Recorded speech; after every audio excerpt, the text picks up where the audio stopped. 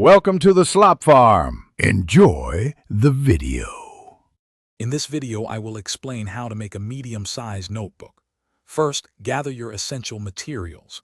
You'll need around 50 sheets of standard 8.5 by 11-inch paper for the pages. For the cover, select a durable material like cardstock or thin cardboard. Also, have your binding tools ready, whether it's a needle and strong thread or a stapler with a long reach. Don't forget a ruler, a sharp craft knife, and a bone folder for perfect creases. Now let's prepare your pages.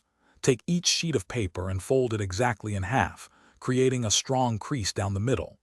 Use your bone folder to press these folds firmly, ensuring every page is uniform and crisp. If your paper isn't perfectly even, carefully trim any edges to achieve a consistent size. Once all pages are folded, stack them together very neatly, making sure all the edges are perfectly aligned.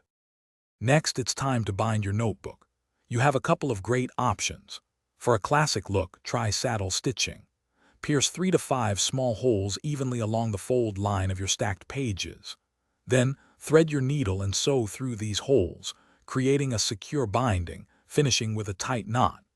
If you prefer a quicker method, use a long-arm stapler to place 2 or 3 staples along the spine, ensuring they go through all the pages. Finally, let's add the cover and some finishing touches.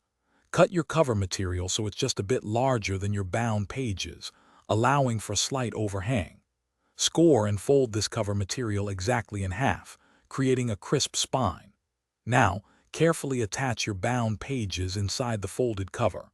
You can use a strong adhesive or additional staples for this. Once secure, personalize your new notebook with any decorations or labels you like, making it truly yours. Thanks for watching. Consider subscribing if we helped you today.